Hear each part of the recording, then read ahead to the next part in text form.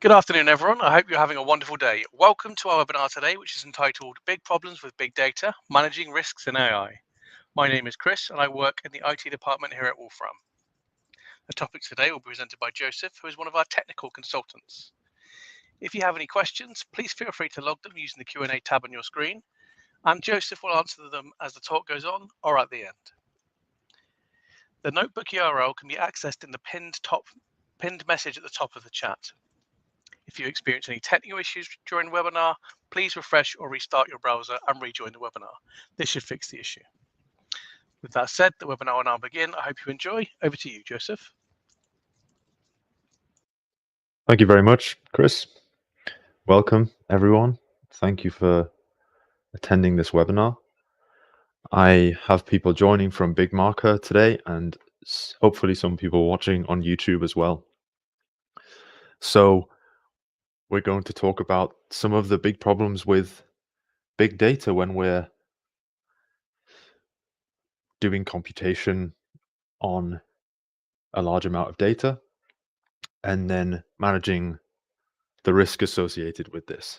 So the subheading here is managing risks in AI.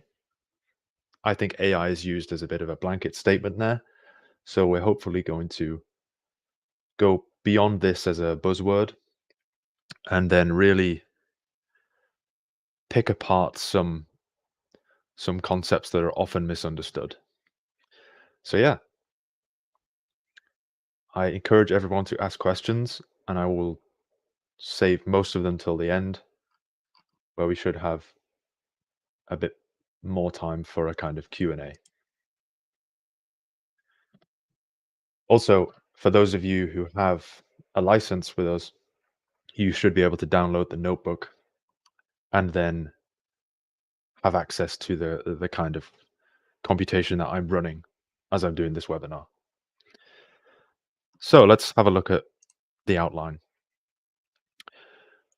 We'll talk about some of the uses of machine learning and specifically how these uses are expressed in Wolfram language. We will go into bias and how bias is a necessary problem when it comes to working with data. We'll have a look at some specific examples of where bias has been an issue and some of the trade-offs you have to make. And then we'll go into validation of a model. Okay. How do you know a model works? You have to validate it before you can just trust it. We'll talk about making decisions as a human or as a computer, what the differences are, the explainability in our results, and then finally some ethical issues. But these issues will be kind of these components mentioned in the outline. I'll touch on them all as I go through. You may see some polls coming up on the screen if you are joining us on Big Marker as well. If you could answer those, that would be great. Okay, let's get started. So,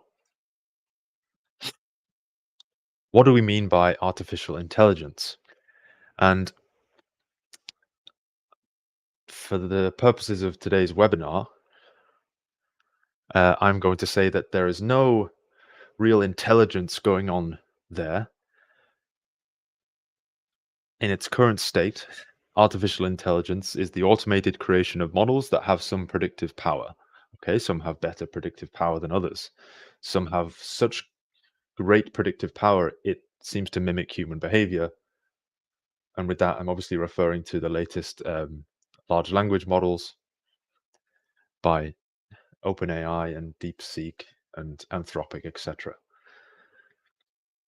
Okay. So let's go straight into an example. I've got a collection of points here, and I am allowed to, with my own human intelligence, to move these points around and, you know, decide where I think the line should be that goes through these points. Okay, so let's say I think this is a perfectly good fit using my own kind of human intelligence and human assumptions about the data, that kind of thing. Now, there always are assumptions that go into every model, especially this one. We can say that, I don't know, around here where there's not necessarily any data point, our past and future, or like in this case, to the left, to the right, experience of the data tells us something about the future behavior or the intermediate behavior. That's essentially what we're doing. So it's important to think about the assumptions we're making. When we do this kind of thing. Okay. I could even increase the degree of fit. So this is just a straight line. It has degree 1. You can see the actual parameters associated with this linear fit here, but I could maybe boost this up to 2 if I wanted a bit more of a different shape. But that's not the thing I'm trying to highlight here. If I click this automatic tab, I don't have to do anything. And what we have here is some Wolfram language function that is automating the fit of a linear curve, so a line, to these data points. Okay, it's automating the fit by optimizing these parameters of the model. Okay, so we've chosen a model that's a linear one, and then it's automatically optimized the parameters of that model. Okay, and you can think about this. It might be minimizing the residuals. Okay, the distance between the line and the individual data points. So you can see I was quite close with my human intelligence, but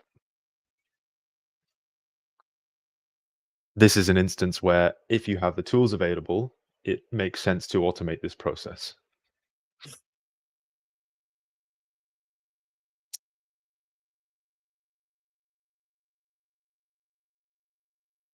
And I'm talking about the process of optimizing parameters there.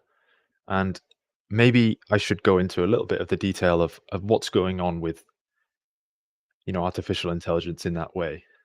And that specific instance, let's say, of artificial intelligence is really just machine learning. So it requires the uh, the input that you're using. So this input can be any domain, but that input needs to be what's called vectorized, so encoded as a vector. Okay, and then this vector is passed through a series of layers in something that we might call a neural net.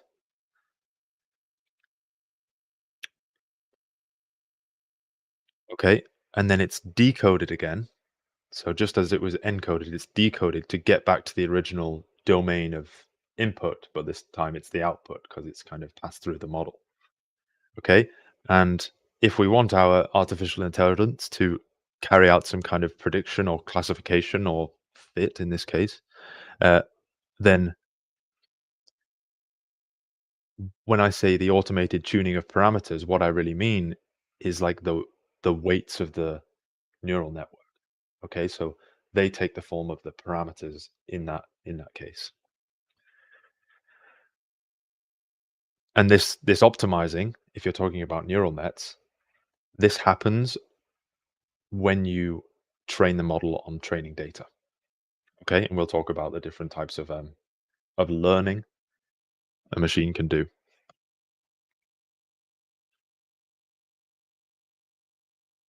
Okay, but all this really is, if we want to look behind the scenes here, is a predefined kind of built-in Wolfram language function that's finding the best fit to these data points.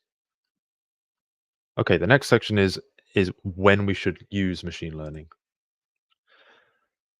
So a general rule is that when you are data rich and understanding poor, machine learning will help you. Okay, if your understanding is good already, then perhaps you can just use a model that is relied upon already, that is a well-known established in the literature, etc. And then maybe you only have a couple of parameters to fit to that model. So with this, I want to give an example. Take ballistics, like the trajectory of some ball or a cannon or something like this. Okay, we know very well how ballistics behave. We know the differential equations that describe the movement. So maybe we can start with a kind of base uh, differential equation model, and maybe we have a parameter to fit that's like the drag coefficient of the medium it's in, or something like this. Okay, in that case, it's probably easier to start off with a classical model and then just fit the extra parameters. Okay. A lot of the time we don't have this understanding. Okay, so we need to essentially use our wealth of data to try to extract some understanding. And here are the basic paradigms under which that happens. We have supervised learning, where you have labeled data. So you have like labeled input to output examples. And training your model on these examples allow the model to optimize its weights and internal parameters, that kind of thing, such that eventually, when it's had a lot of training data and it's ready to be tested, it might be able to generalize. Okay. Unsupervised learning is a bit different, where you don't necessarily have pairs of input to output. You just have the input, and in that sense, you're really training a model to identify differences between input. So it's like it might gain some conceptual understanding, or you'd hope so, that okay, this input looks a lot like this input, and it looks nothing like this other type of input. And then in the third case, we have reinforcement learning, which is not talked about as often in these webinars, and it's more associated with kind of self-driving machines like this, where depending on the performance of the automated thing, it gets a reward from its environment. So it knows to do less of a certain behavior or do more of another. Great. Okay. So hopefully that gave a useful catch up to those of you who maybe aren't as familiar with machine learning and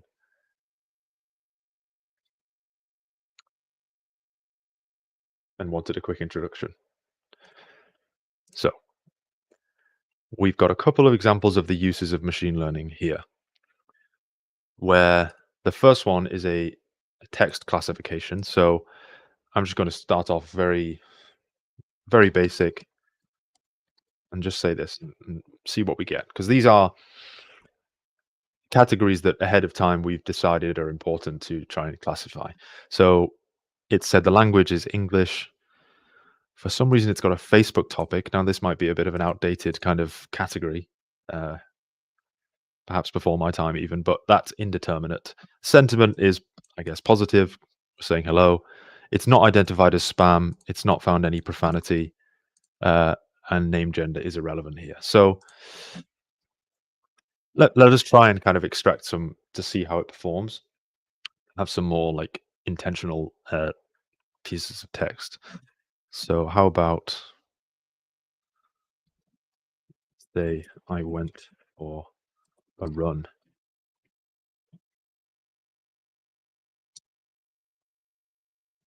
Okay, there's no need for you to see that.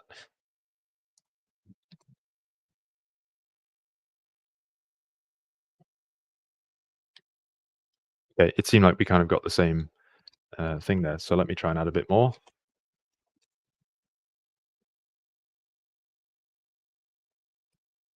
There we go. So now I've kind of added some negative sentiment. I was hoping this would get a Facebook topic. Let me try.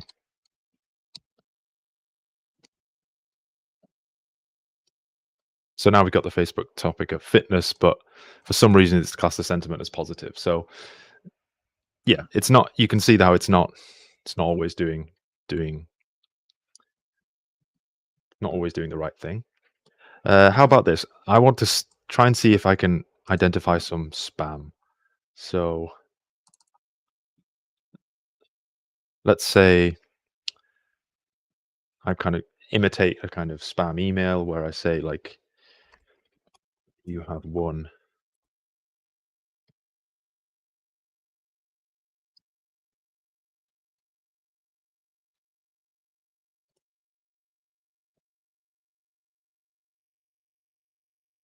bill.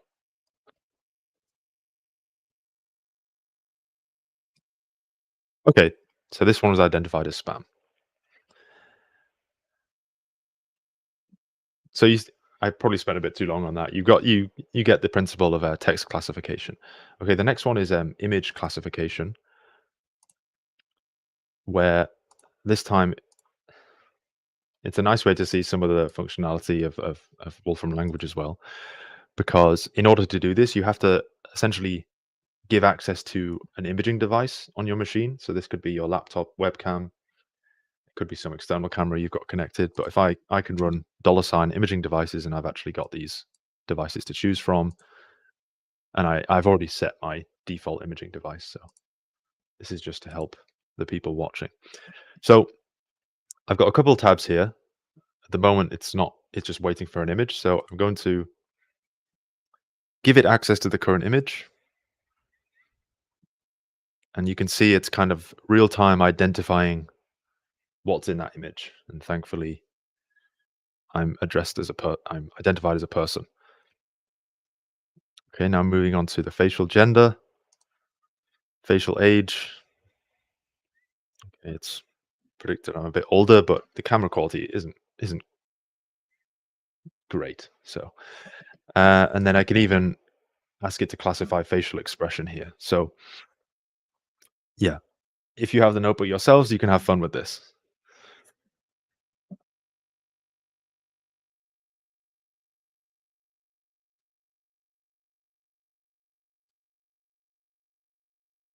Okay, so good insight into what kind of data we have and some of the built-in machine learning functions in Wolfram language. But now next, this one comes under prediction. So we're kind of estimating a value based on some information. And the example I've chosen for this is colorizing a grayscale image. So at the end of the day, this is making some prediction based on the grayscale values here. And it looks very reasonable that this black dog is on some green grass. Okay. What happens next? Okay. So this is, here we're going to get a language modeling neural net that's stored in this Wolfram neural net repository, which is part of the Wolfram ecosystem, where we store all of the like pre-trained neural nets that you can interact programmatically with. So this is a GPT trained on a corpus of book data. All right. So we've already downloaded this, and we're going to say she got out of the something and see what it comes out with. Okay, so it's come up with car. I thought of a funny example earlier where perhaps could give it some Shakespeare. Mm.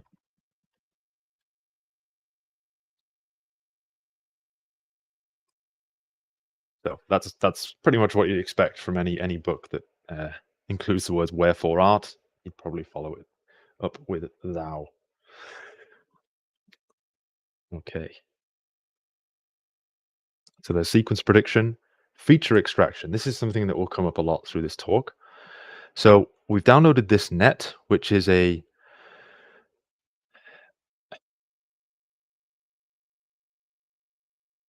it's a net of word vectors and the words it's got from Wikipedia. Okay. So this is that kind of vectorized data that I was talking about before. So we can have a look at the word king and see what it has for that word. So as I said, this is the vector representation of the word king. And let me just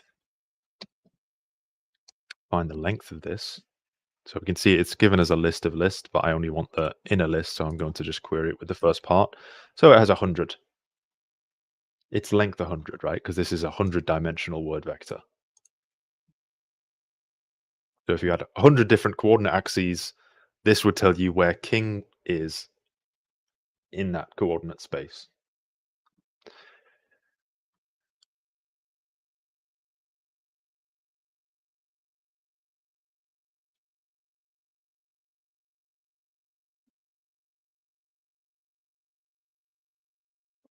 Okay.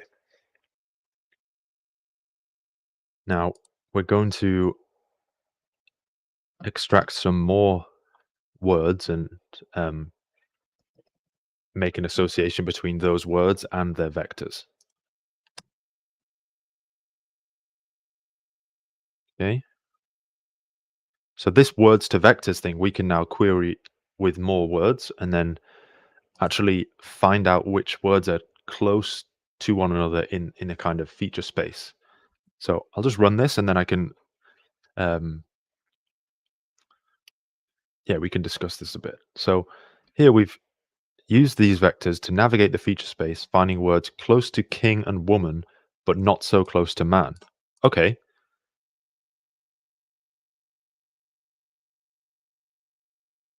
Interesting. So we're not going to get the names of any kings there because we have to kind of distance ourselves from the word man. So there's a very interesting use of the whole concept of nearness. Okay. And I suppose what I want to say here is that it's very hard for humans to kind of picture things in this feature space, but it's quite easy for computers to do that. Because a computer will take something like an image, and the features it extracts are not at all obvious to humans. Okay, and it's a good exercise. Like if you saw an image of a cat, you should ask yourselves, like, what is it about this image that means I know it's a cat? And if you try and think of the reasons, like if it has pointy ears, you can always find a dog or some other creature that has pointy ears. So it's just that your brain kind of knows it is. Okay. Um, Somehow your brain just kind of figured that out, and there's not really a way right now that we can go inside the brain and find out what it's doing when it's doing this kind of classification.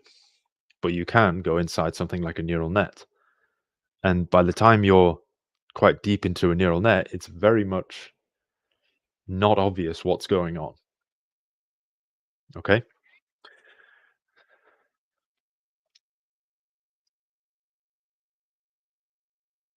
Yeah, there's no real way to kind of assign a human-like feature to the features that the computer is extracting at some level. Uh, if you're interested in this kind of thing, Stephen Wolfram's book, uh, "What is ChatGPT and what is it doing? How does it work and what is it doing?" is really good.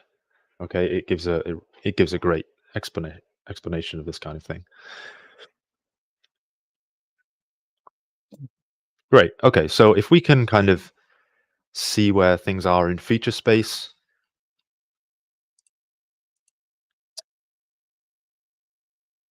then we might actually use some other Wolfram language functions like feature space plot, feature space plot 3D. So these are really, really useful.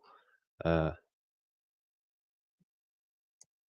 this first example in the documentation is just the nearness of images of letters in the alphabet. Okay, so J and I are close. Uh, B and P are quite close. Y and V also. Okay, so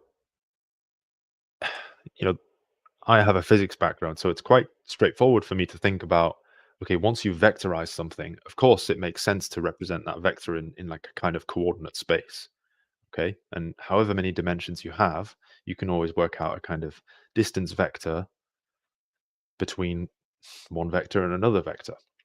Okay, if you want to actually visualize this on something like a feature space plot, you need to do some kind of dimension reduction on your, you know, your data, let's say, because it's not very easy to imagine something that's 100-dimensional. Great. Okay, next one is synthesis, where I'm just going to show you something I kind of prepared earlier. We have some images that are corresponding to the styles of these artists, right? Da Vinci, Kandinsky, Monet, and Van Gogh. And this is something I prepared earlier. I used the built-in camera to just take an image of myself, and it used this function image restyle of that image, and then mapped it over these. So this is a kind of cool cool use case of some of these built-in functions. It's quite a creative use case, I think. Right. Okay, now we can get into bias. So how can we manage bias?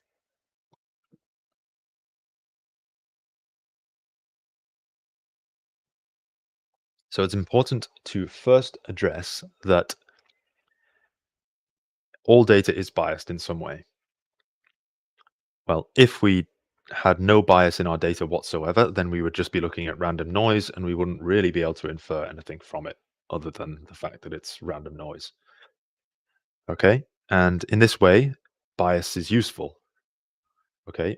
In the previous examples, the only way we were able to classify, my facial gender or facial age is that these machine learning methods have been trained on data which is biased. Okay, it knows the difference between classes.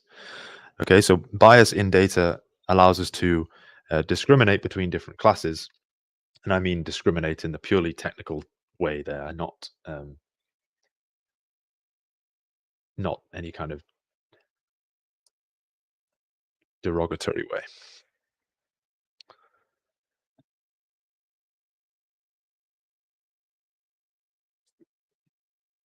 Okay, and then here I've just got some different types of bias. So if we just kind of blanket statement, dogs generally have bigger ears than cats, then okay, this might be a valid conclusion we can draw from data. This would be an example of good bias. Now, bad bias, on the other hand, we could have an unjustified amount of confidence in the data and the quality of our predictions. Okay, we might just kind of trust that our predictions are always going to be right. We might have insufficient data, and this is a trivial example of this. We might have bad data from, a number of sources from which you are kind of distantly connected. Your sources might just be bad, and there may have been insufficient validation done. Okay, so models must always be validated after they're created.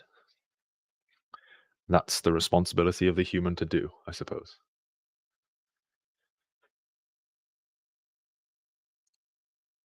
Okay. Other issues when it comes to bias is just false information. So perhaps you choose a data source to build your model around that is full of things that just aren't true. Okay. Uh, Perhaps it relies too much on the kind of wisdom of crowds, and in this case, the good stuff hasn't necessarily bubbled to the top, so to speak. Okay, and then sometimes your data collection technique is just flawed.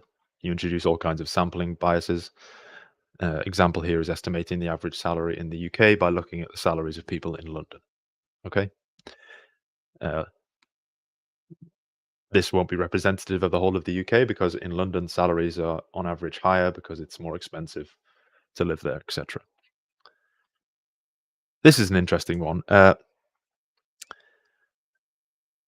The poor labeling of data. So if we have a group of cats and dogs, you might see this example used a lot because it's a really nice intuitive one, but we could label them as felines and canines, or just both mammals, or both four-legged creatures, pets. Like, at some level, you start to lose information, or you leave room for something that isn't a cat or a dog to fit into the same category. Okay. And people have all different kinds of pets, so, there's also an issue of poor aggregation. So let's say you have a 33-year-old um, categorized as being 30 to 35. Okay, that's reasonable. But then, as you can see, these ranges start to just make no sense. I want to kind of give an example of this. So if we have 100 people who are all aged differently, maybe we could represent that as a list of random integers between 0 and 100. Okay, let's say I have 100 of them. Okay, so here's that. Just go to run it again. And then maybe I want a histogram of this data. Okay, this is what I get automatically. But there's an option in histogram to use a specific bin width specification. So I could technically use a bin width specification of 100. Let me just, to be sure, let me use 101. Okay, all of the data is contained within here. Arguably, this is accurate. There's nothing necessarily wrong with this, but as you can see, it's completely useless. Yeah, so instead I might leave the automatic one or choose a different number of bins, like 20. Okay. Now this next section is a bit more kind of thinking about the societal impacts um, of bias, and we've used the title "Poisoned Data" here. So some of you who are familiar may know the story of the Microsoft chatbot called Tay that was essentially uploaded to Twitter. I can't remember when. It's probably the Wikipedia at this link. I think in the 2000s. And it said that, well, the claim was that this will learn from conversations it's had with Twitter users and then start to come up with tweets of its own. Okay, this was essentially hijacked by, I don't know, malicious actors, let's say, that wanted to have some fun with it and essentially pollute the information that this chatbot was seeing. So in less than 24 hours, the chatbot was coming out with racist, misogynistic tweets, which I guess was not what Microsoft originally intended. And you can look up the story if you're interested. Now, as someone who understands this kind of thing, and as many of you in the audience, you can kind of brush this off as a bit of a funny old story where uh, the Microsoft team were a bit short-sighted. But if you think about how the general population might take an event like this, they might see it as the artificial intelligence took less than 24 hours to essentially become sentient and become evil, which has lots of ramifications for society if that's people's view on artificial intelligence. Whereas if you understood the process, you just realized that there was a bias in what this chatbot was being trained on, okay, because of the presence of malicious actors.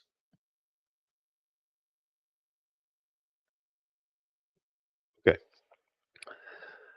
we have another example here where in a slightly more, I guess, beneficial to you, you might be able to hack or hijack certain promotion algorithms. where if you were to only use an account when it was offered a promotion, the algorithm might keep offering you promotions because it notices you only ever use shopping, or you only ever shop, for example, when you have a promotion, and you may end up essentially gaming the system. Okay.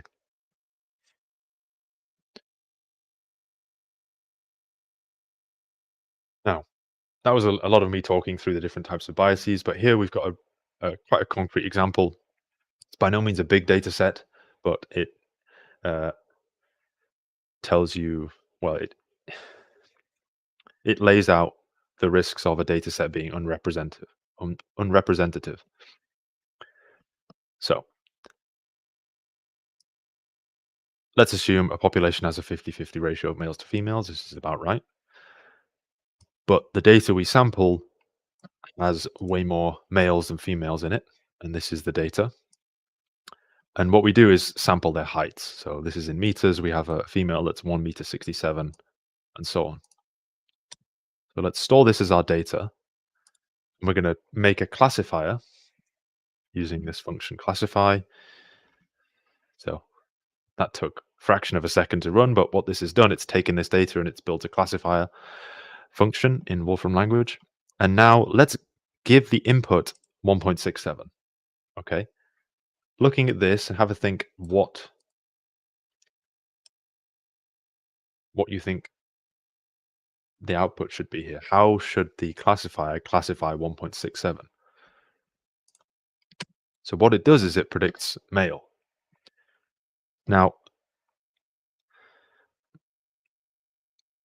this is because most of the data that has been seen is male. Therefore, even though we have an input that matches the only female input,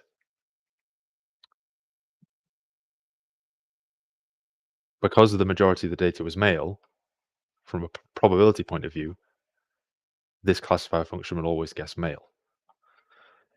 We can have a look at this actually. So we can make a plot of the probability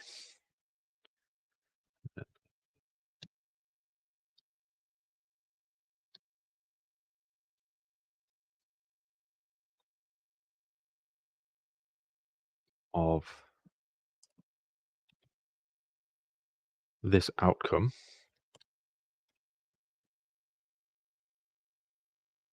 Let's say from 1.6 to 2 meters.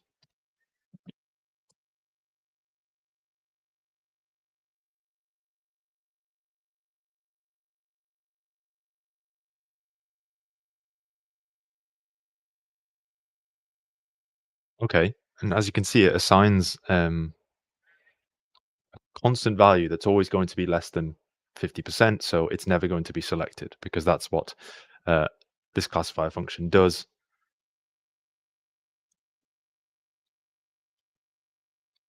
I think if we can just query the probabilities here.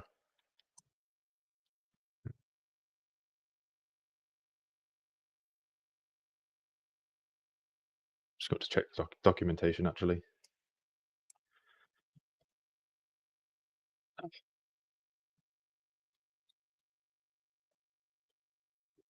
Okay, so with a 87.5% probability assigned to male, it's always going to just give us male.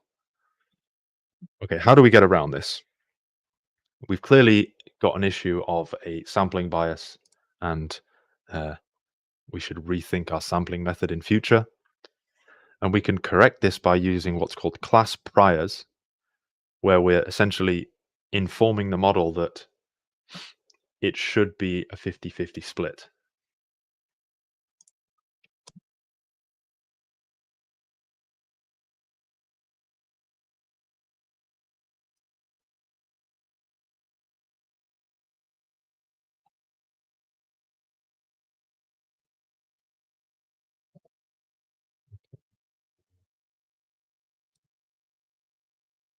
To try something else. This has worked differently in the past, but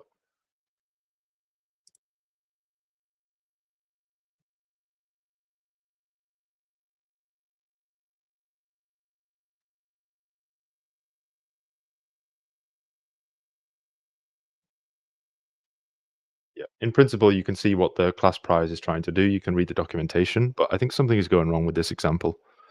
I'm not entirely sure, but when I tried this before, actually guessing 1.67 with those class priors does give you the female as the output.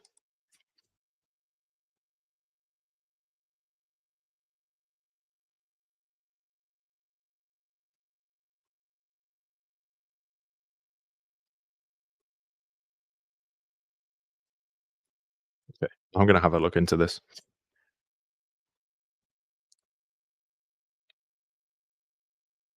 Okay, moving on. We also have human assumptions kind of folded in to certain models. This perhaps requires us to really think deeply about how true something is if it's tainted by some human assumptions. So yeah, you always must think, when is something a proxy measurement for something else? Okay, if it's a proxy measurement for something else, it's not the truth. It's not that thing. It's some proxy for that thing.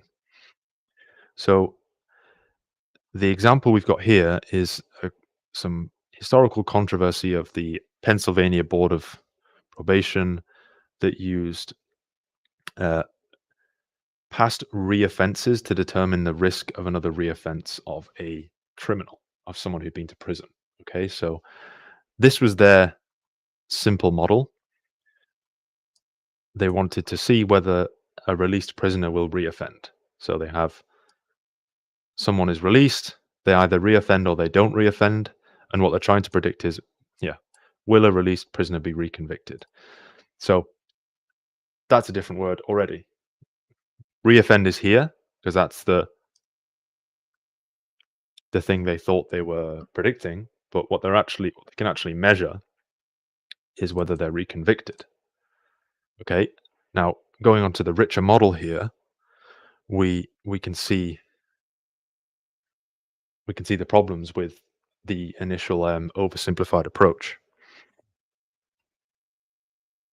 So this is a bit more complicated. It's still rather simple. Just going to zoom out, but let's try and walk through it. So someone is released, they reoffend and they're convicted straight away. Okay, maybe they reoffend and they're caught and then they're convicted, but maybe they reoffend, they're caught, they're prosecuted, they're not convicted. Maybe they reoffend and they're just not caught. Okay, maybe they don't reoffend, but they're prosecuted and convicted. So all of these kind of paths through the tree, let's say, they could happen, and they're not what was being measured. So we can think about it in this way.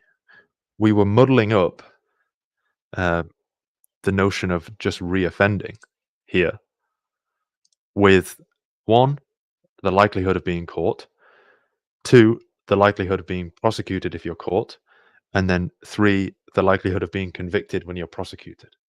Okay, so this is a complicated issue.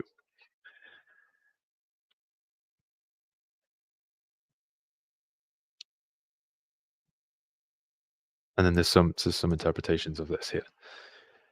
So essentially, the accusation was that there was too much human bias injected into the model, and the human bias of the people on this parole board. Now, I don't know if this is true or not, but this is the accusation, and then this is the risk of oversimplified models. Okay.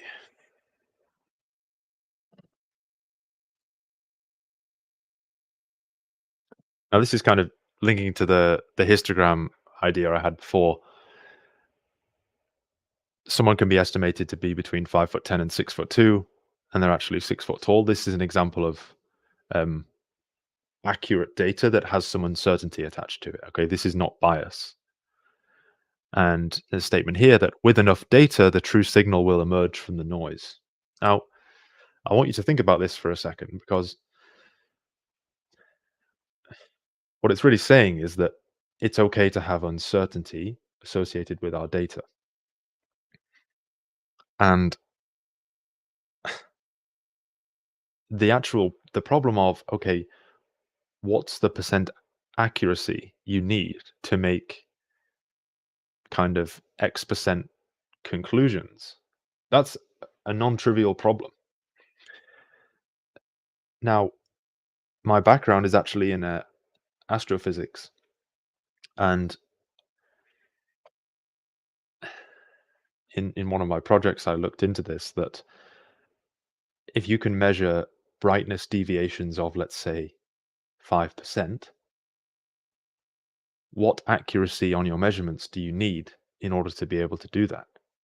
Okay, so you have a star that's at some baseline level of brightness, and then maybe you claim that you can measure 5% dimmer or 5% brighter. Okay, what is the accuracy on each data point you need to be able to make that conclusion? Now, an easy answer is that as long as it's less than 5%, maybe that's okay, but it's really a non-trivial problem, and statistics is hard. Okay.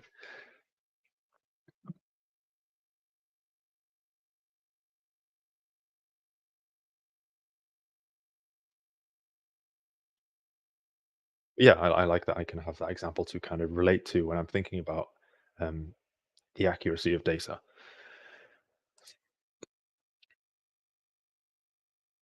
And then here we have how biased data can still make good predictions. So if you have like consistent bias in like a model that's based on surveys, in this case, a model to predict salary based on age, and the data came from a survey. Maybe people who are taking that survey will self-declare a younger age. And then I think what this is getting at is that, let's say this model is complete and you go on to find out salary based on age. Maybe you self-declare as a younger age when you're using the model even. So those biases are consistent. I'm not sure about that example, but I think that's what it's trying to say.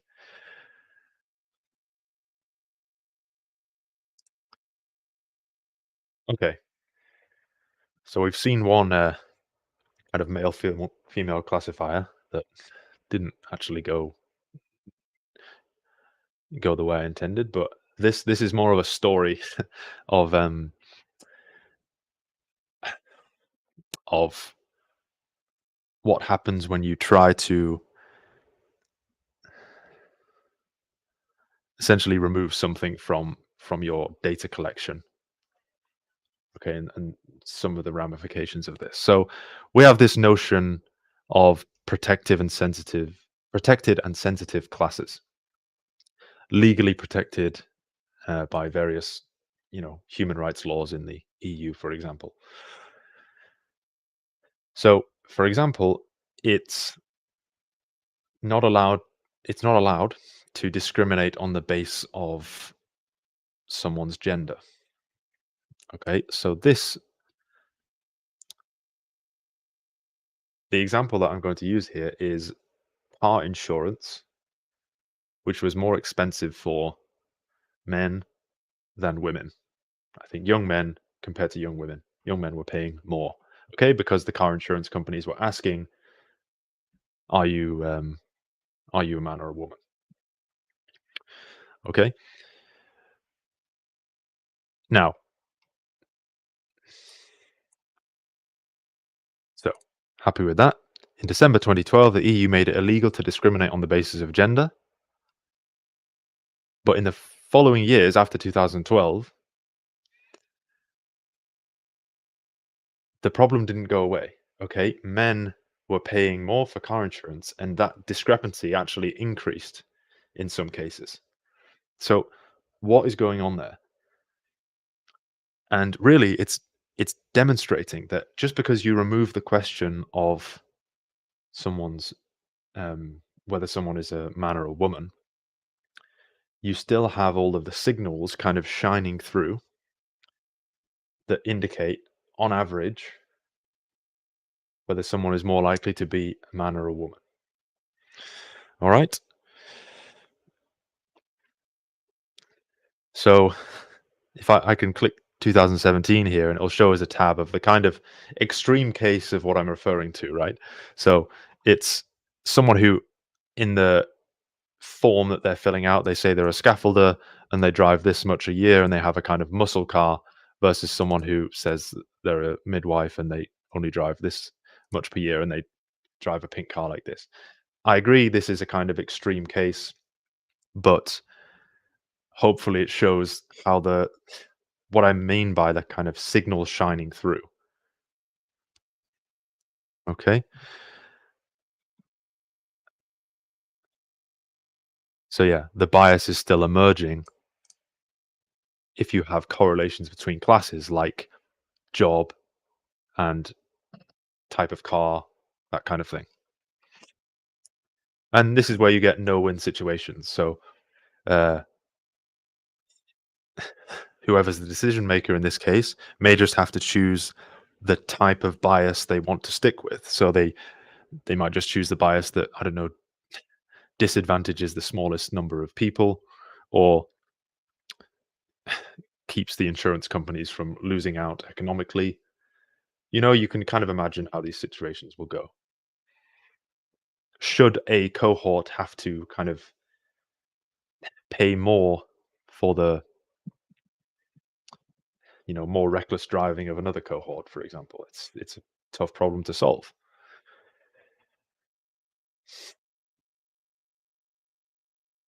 Okay, so now we can move on to validation.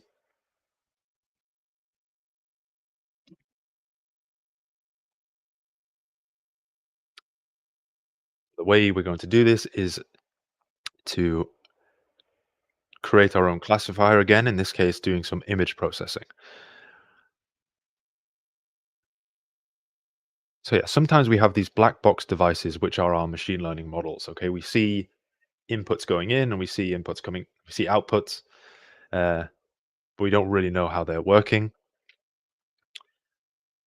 Now it's based on our verification of the output that we can kind of decide whether to trust them or not. So here we go. We have this classifier which is called dog or cat. It has only 2 training examples. All right. So it's made the classifier function. We're going to run that classifier function on the exact same image. We're going to get dog, and then for this one, we're obviously going to get cat. So think about what I've been saying this whole time. If we imagine this classifier function as a kind of model with weights that are parameters that have been optimized, okay, the weights and biases in this model have been optimized for those 2 images only and no more. Okay, so this model is very much not generalizable, as we will see for this next example, where we run it on this black cat and we get dog.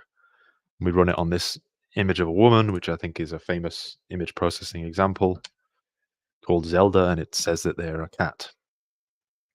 So I would hazard a guess that the thing that's similar between this and this that's making it say dog is the grass, because the computer doesn't it doesn't essentially know what to extract because this image is brand new for it. Okay, so obviously this is a terrible model and we can't generalize this. It's the unseen data that we need to use to validate our models to ensure that it's generalizable.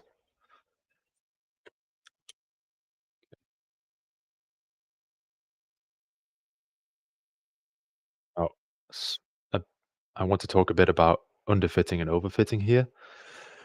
So an issue with underfitting, let's say I reduce this degree down to 1, is that we might miss some of the complexity of the data.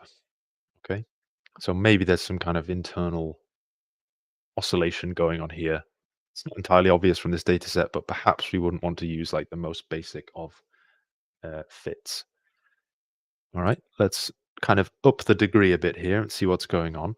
As we have a model with more and more parameters, the parameters here, I guess, are the coefficients of the polynomial. You can see that we are fitting the model closer and closer to the data. And let's just show this in the extreme case. Our model goes through every data point perfectly. Imagine the residuals are 0. Okay, is that a good thing? Well, instead of modeling the behavior of whatever's going on here, which we can pretty much say is something like this. Instead of modeling behavior, we've just modeled the data. Okay, the exact data that's in front of us. Yeah, so the residuals might be small, but the model will be terrible for data that's like even a tiny bit outside the range. And then maybe it will, maybe there's issues for data even within the range. So for example, between this point and this point, the model says here, but in the overfitted case, it's somewhere off way up here. Okay.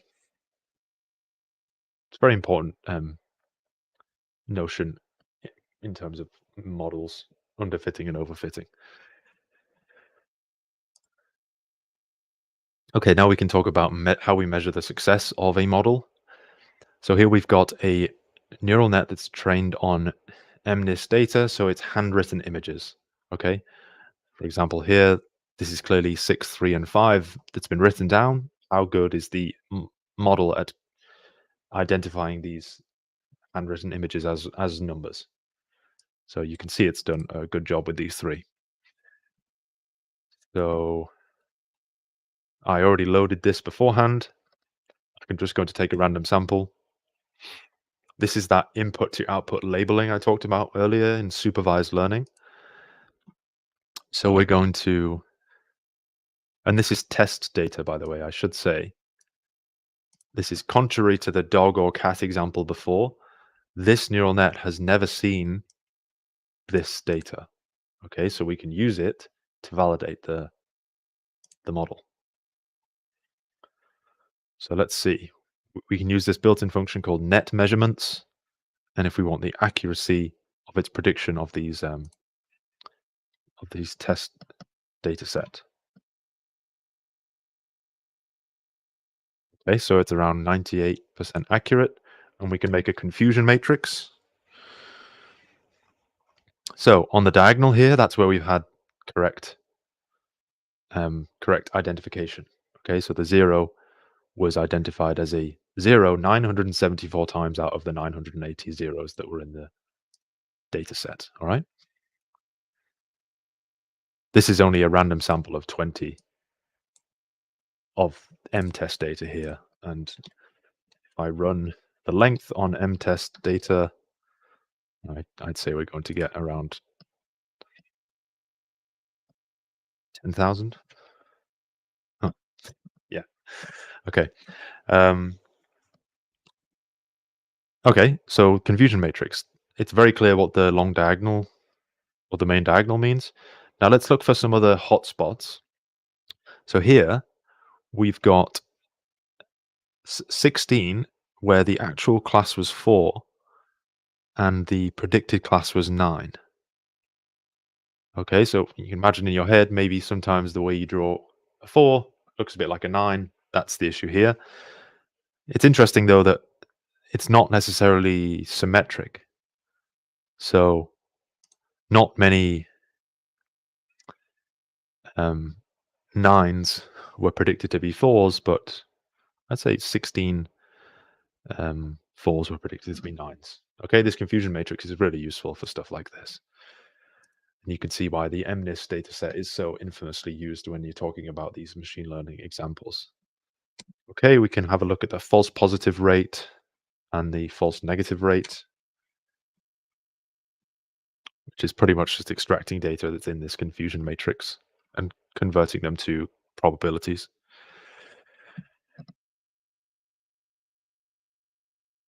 Okay, welcome back to the confusion matrix as well. All right, this is we're going to make a predictor function on some house prices in Boston. Okay,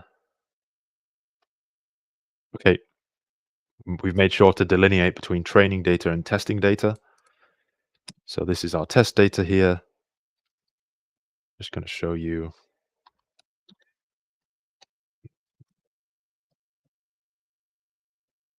Okay, so this is the form the data takes. It's actually like some properties of the house and then how expensive the house is. I'm not entirely sure what the properties are, but you can have a look in our data repository for this information. Okay, just like the neural net repository before, we can access Wolfram's internal data repository. All right, so we're going to use predictor measurements to see how well the model performs on the test data. This is some measure of success, and then this is the comparison plot. So this is just a number. This is a bit more. This, I believe, is the root mean square error when you compare like the actual value to the predicted value. Okay, so here we are. You can see that it does a pretty good job. Because this is a prediction rather than a classification, we have a comparison plot.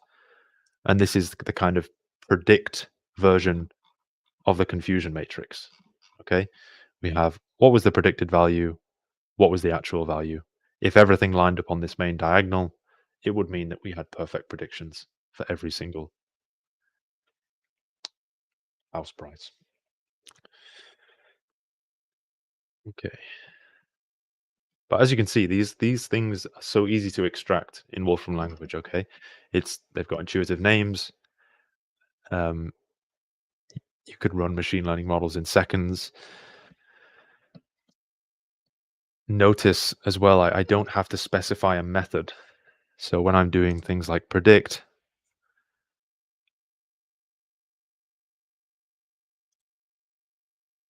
there is an option of predict, which is method goes to something like decision tree or random forest.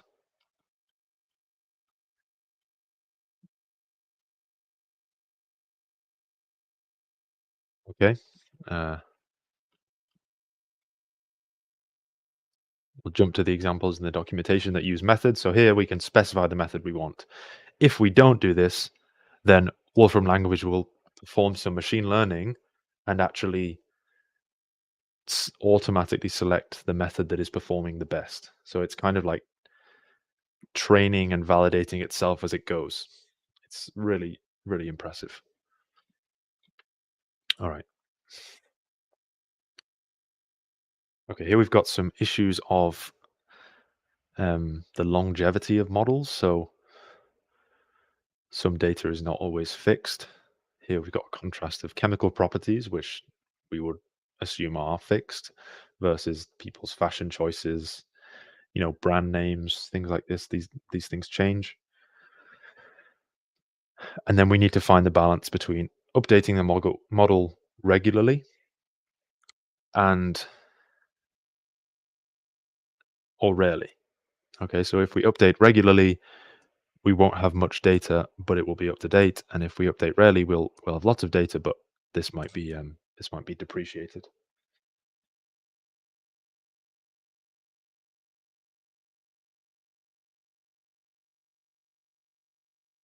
It's also important to think about your model, like in the context of like the actors involved of the things you're trying to predict. So if you had a model that could predict the stock market perfectly, then the stock market would adapt to the existence of this model, and then it would no longer be useful, if that makes sense.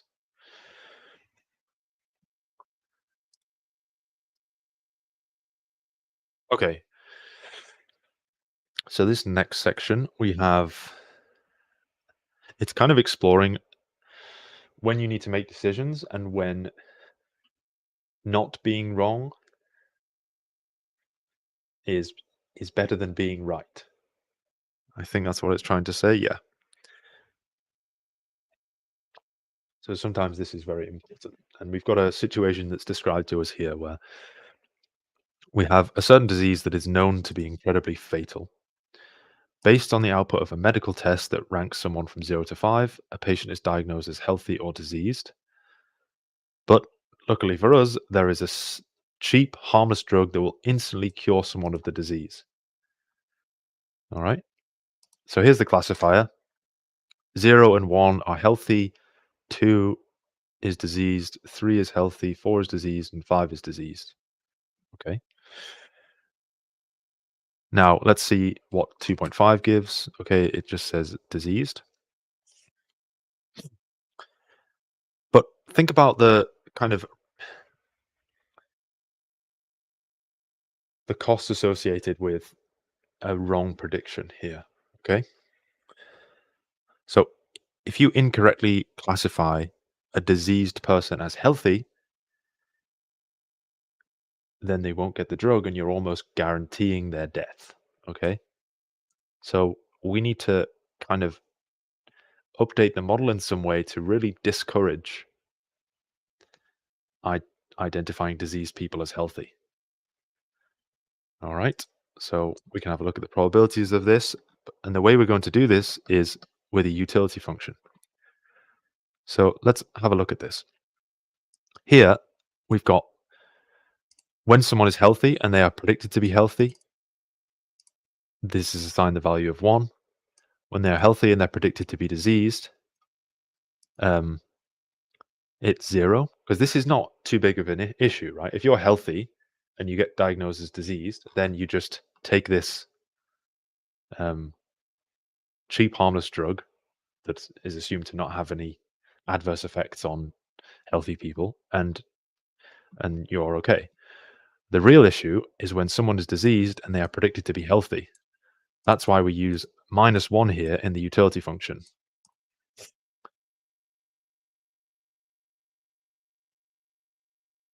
Okay, so we can look at this again, and we can see that the outcome is still diseased, but maybe we can kind of,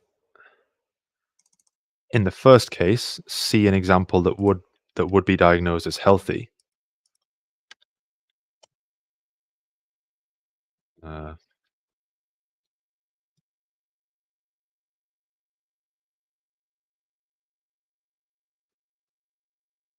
okay. Okay, here it's still healthy, but if we really increase the penalty here, let's see what happens. Okay, so if I've kind of 10x'd the penalty there assigned to a false prediction, then the model will err on the side of caution and always just predict diseased. Okay, so it's a real balancing act to play off here, and I've just, you know, I've played around with a very contrived example, but hopefully you get the idea of what the utility function is trying to do.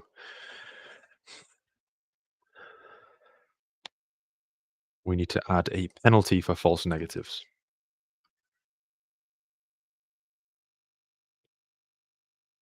Okay.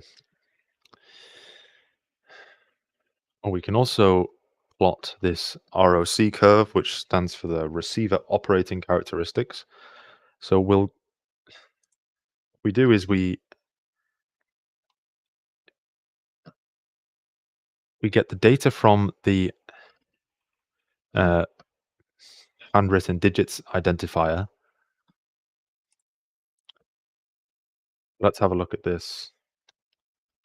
Let's just take 10 of the points.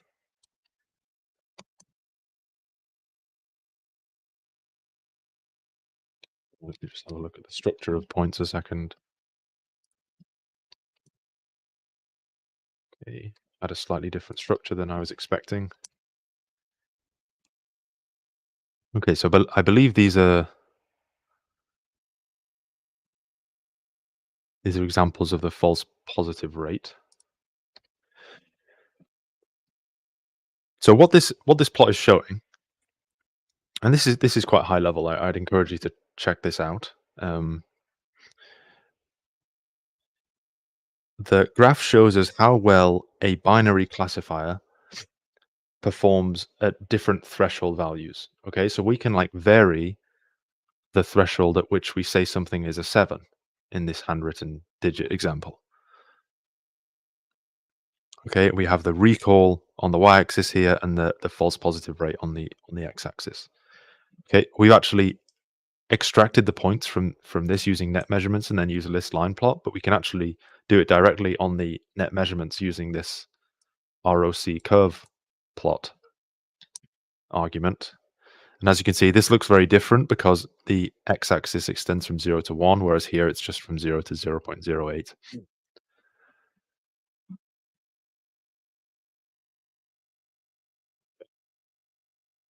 And I believe a perfect model for this ROC curve would, I think it would follow this exactly.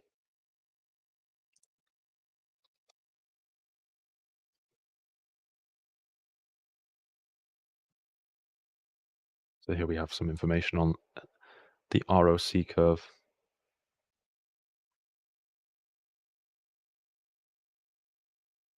You can look into how it's, actually defined.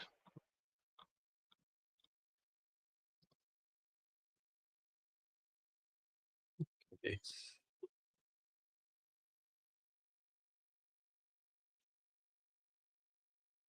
Okay. And to make sure I get onto the final section on explainability. So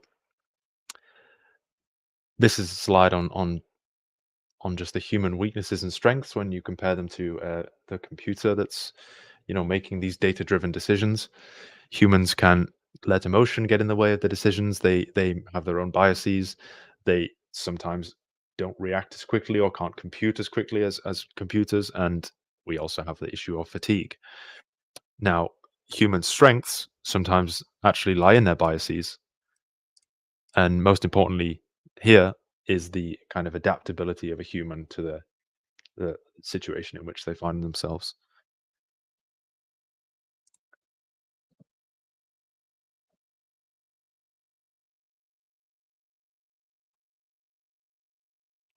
So this slide is all about the difference between when we want a prediction and when we want kind of control of an outcome. So if we just want to be able to predict something, correlation is fine. Okay, when we have the clear relationship between two uh, variables, then we should be able to predict one or the other quite well. So let's say this is our observation that we can predict B quite well if we have A. One explanation might be that A causes B. Another might be that B causes A, and we just happen to measure A first. However, explanation 3 is that we have this confounder that causes both A and B, and it makes it look like there's a relationship between A and B. Okay?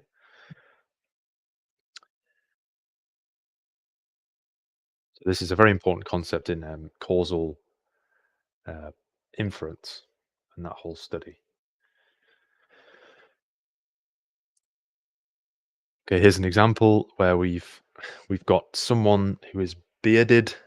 Perhaps you can predict are in more car crashes, and we've got quite an obvious confounder here that the property of being male is the actual confounder, and this setup makes more sense than this one.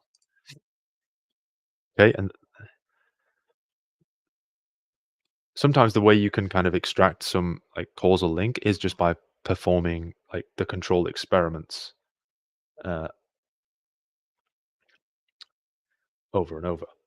Okay, so that you can have more confidence in the causal links that you identify.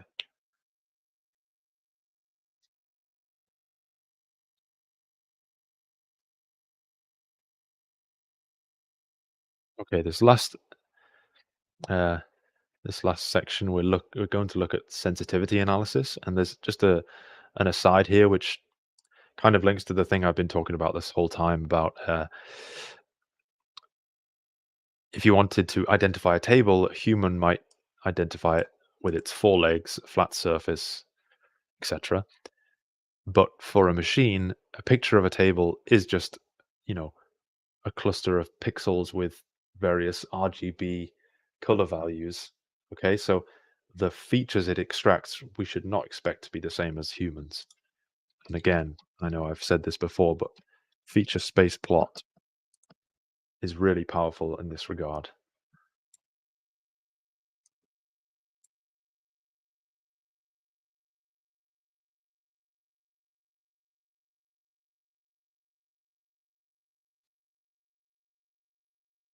So we can even give it some images and it can kind of separate those in a feature space.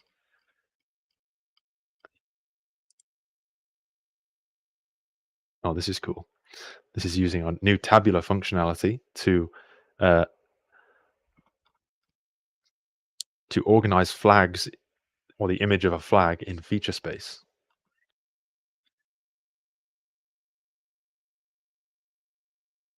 Mm. Tabular is new in 14.2, by the way, for those who are curious. I think it's going to be very powerful. Powerful way to deal with rectangular data. Okay, so the sensitivity analysis is going to center around wine quality. So we have this example data set in our resource system, which assigns a wine quality value given all of these properties, right? We have our predictor function that I defined earlier, and we have this test example. This data represents a wine. And we've used our predictor function on this data to predict the wine quality. Okay. We can also look at the estimated accuracy of the prediction, which takes the form of a normal distribution centered around this mean of just above 7.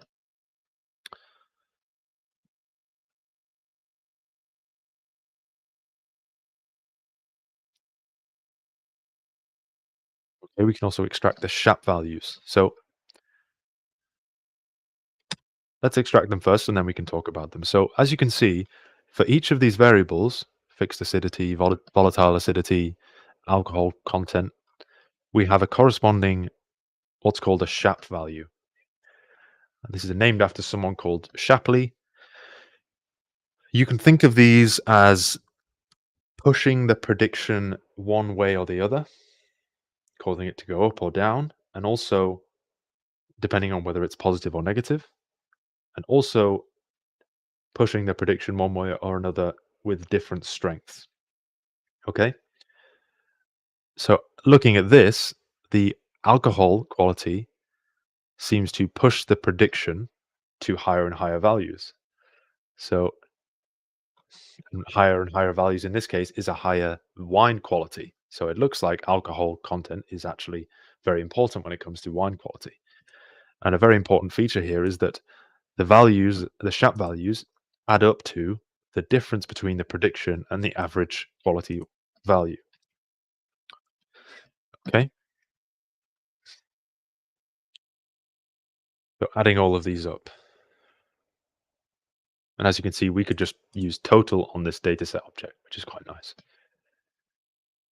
And then here are some visualizations that I made before where we can actually have a cumulative impact plot of every feature on the result. And this has actually ranked them such that we get the biggest kind of push to the right from alcohol.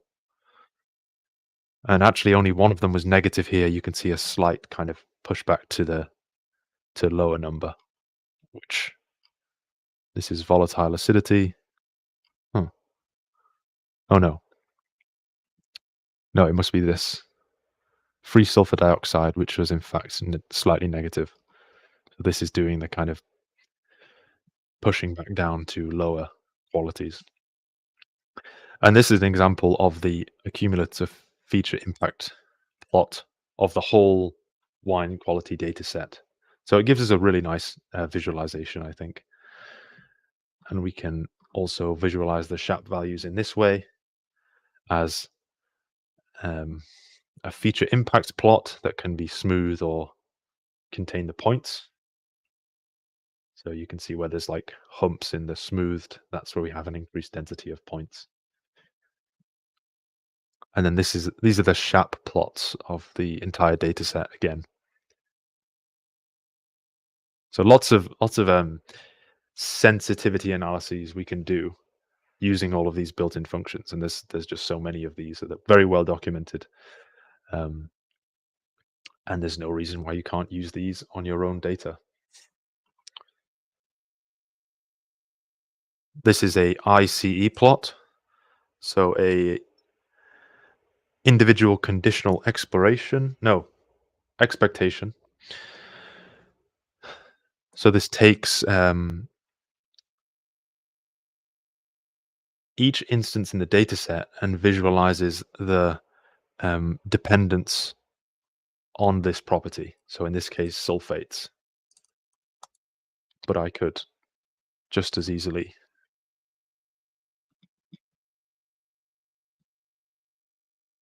pick pH. Okay.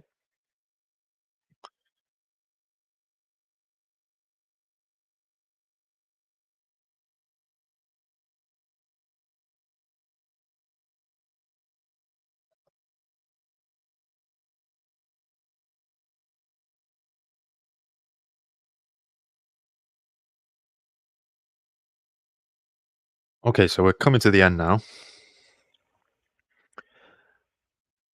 This slide it's essentially talking about some of the responsibilities you have when working with big data and these machine learning models.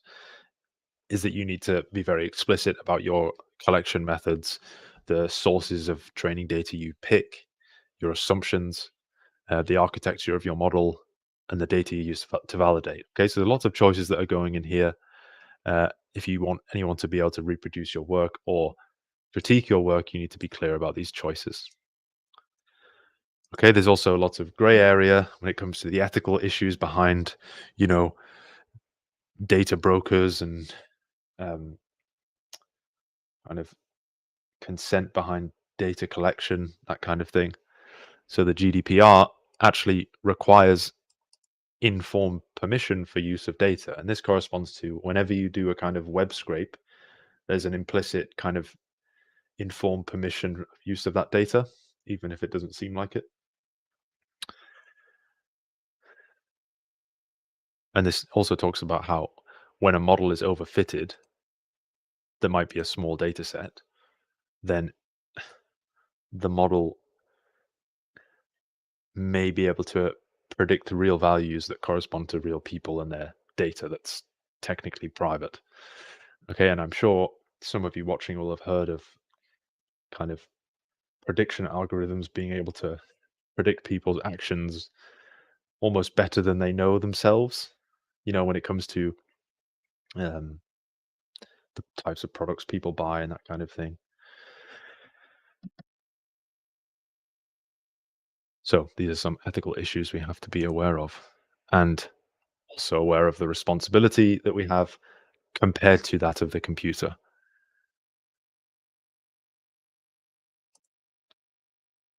Okay, so thank you for listening, everyone. I'm just going to look through the questions I have, but if you want to send in a question, now is a good time.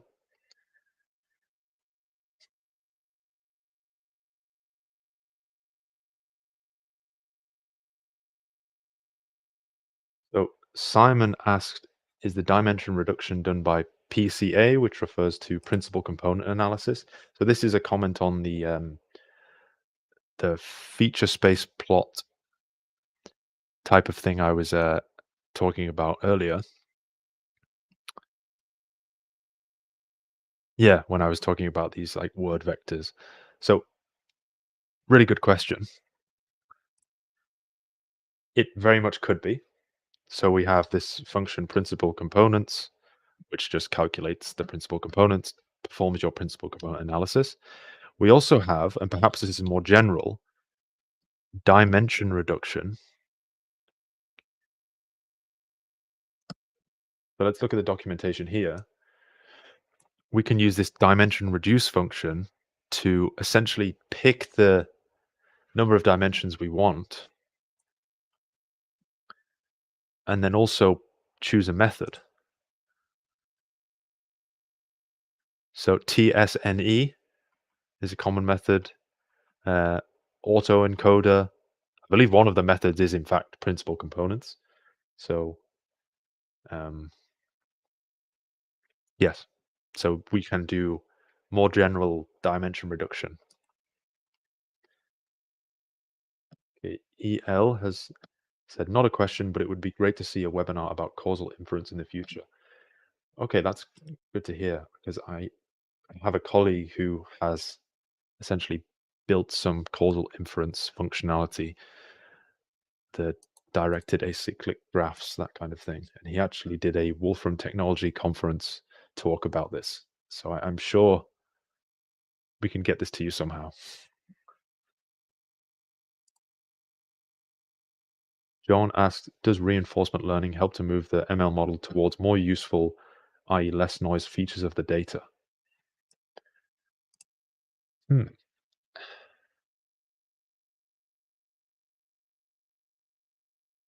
I suppose so. I don't, I think there's probably lots of ways reinforcement learning could happen. Yes, if you can think of the model as spending too much time combing through the noise being something you'd want to discourage and focusing on the useful features, something you want to encourage. And in a way, you're kind of you're doing reinforcement learning around that. So I suppose so. I'm not an expert on this though.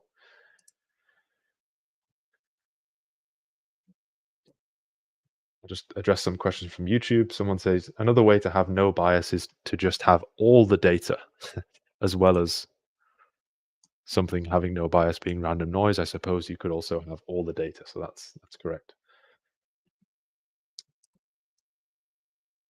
Okay, so I will also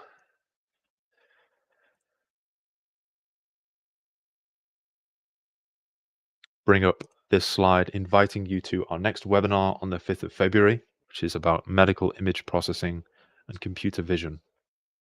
So you can scan the QR code and sign up for this. But that's all I have to say. So thank you everyone for coming.